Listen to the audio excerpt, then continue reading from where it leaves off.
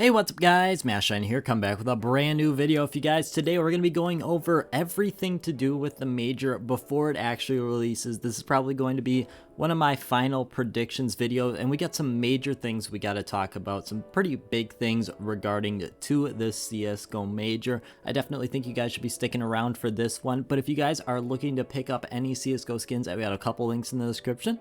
Let's hop on into it. So first up here, we gotta talk about what's going on with these signatures. Now there's been some rumors spread around, and honestly, if you watched my video on it, I thought the rumors were pretty stupid. Anyone who spread that, in my opinion, just didn't seem like they were using their critical thinking skills, because in my opinion, there was no way we would see no autographs. That doesn't make sense. Souvenir packages would be messed up. Valve's not gonna miss out on potentially $1 million. I mean, if they sell 4 million of these capsules at that discount, or maybe 500,000 before and then 2 million after, they're at $1 million. Now I assume probably some is going to be going back to the teams, but nonetheless, there would be a ton of money lost if they didn't do these. Now, if you don't know what I'm talking about, recently it's come out on Twitter that some people's signatures are out there on the Steam community workshop, on the Steam workshop. One of those people is Boomage. Now on the screen right now, you can just see CSGO item submission. You can't see anything, and that's because you're not meant to see it.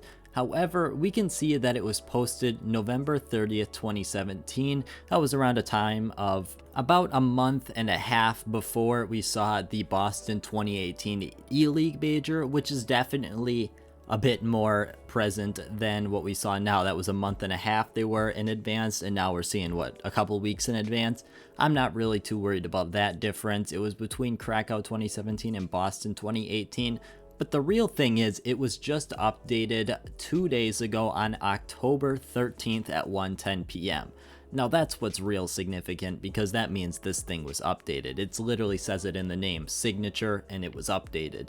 And if you really cannot believe me that it's Boomage, that's the only concern I could possibly see about this. If you'll head over to his inventory, it's the same exact name, same exact profile, and it's got the quarter list at E-League Boston 2018 trophy. That's the only reason I mentioned Boston 2018, because it was potentially his signature for that major, and he's got the quarterfinalist trophy for it. But I feel like this pretty much puts the rumor to rest, at least, that we will be getting souvenir stickers with the signatures on it, and we'll most likely be getting a capsule that's going to contain those signatures as well. Now, the real thing I wanted to talk about today has to do with this image right here. Now, me personally, I see a huge problem with this. I don't know if you do as well, but just looking at it, I see a main problem, and that's the Challenger stage and the Legend stage. Now, when you look at the Legend stage, I like that. Those 8 teams in a capsule are looking pretty decent to me. Obviously, you've got your Na'Vi, which is probably going to be a front runner, but you've also got G2, Liquid, and Vitality, which can definitely hold their own in a capsule. From that standpoint, I think NIP, Gambit, and Evil Geniuses are going to end up looking pretty bad, but honestly, overall, that capsule looks very good. The problem for me is when we come over to this left-hand side, I think we're going to have 2 really unbalanced capsules. Now, unbalanced capsules can be okay, but generally speaking, you don't want one main sticker to be the front runner for the value of your capsule. It usually leads to some over-investing into that capsule, and potentially can lead to some pretty big struggles down the road. We saw it with the RMR and Tai Lu. The RMR Contenders capsule has really struggled, and don't get me wrong, none of them have done like particularly well, but for one where Tai Lu Gold was at such a high price, and I get it's a very cheap capsule, but I would expect it to be doing better than the Challengers if the Tai Lu Gold was really that sought after. That's where my problem is here, is I feel like we might run into some problems later down the line for investing if Tai Lu is the only thing that people are gunning for in that capsule. Now, going off what's on Liquipedia, I assume FaZe Clan will be in their capsule as well.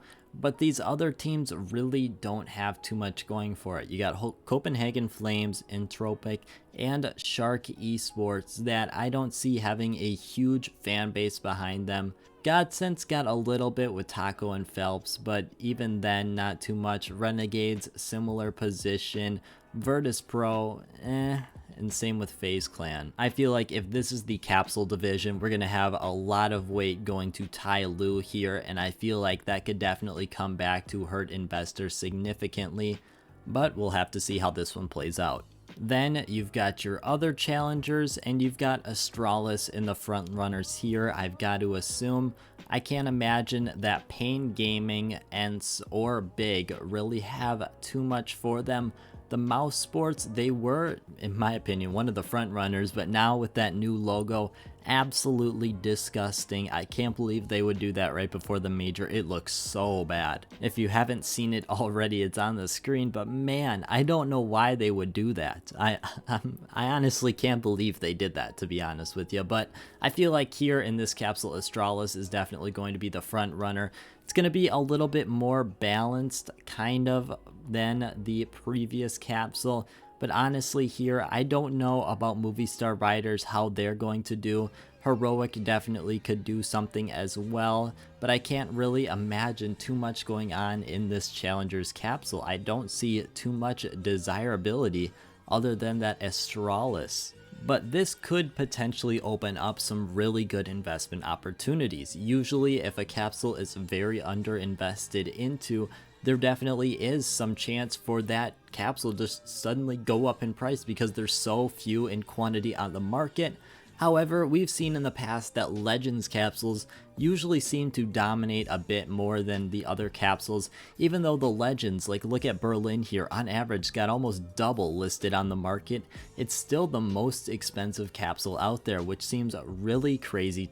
And the last thing I want to add here is I feel like we're definitely going to get two capsules, one being the sticker and one being the autograph, and I feel like we're going to have the 3 different capsule varieties in the returning challengers, minor challengers, or whatever variation they're going to call them. I can't see them grouping it together as one. I mean, in the past, the largest we saw was 11 teams, and honestly, that looked a little bit too clustered for my opinion. Overall, though, I'm really excited for this major. It's definitely going to be interesting to see how the market reacts when these stickers come out, because that might be able to give us a bit of an indicator on how many people are investing into this major. I might make one more video before the major just talking about the potential overinvestment that's going to go into this major, because as we know, this major is going to have the most investors ever for a CSGO major, and the prices and the return on major investments has been getting lower and lower.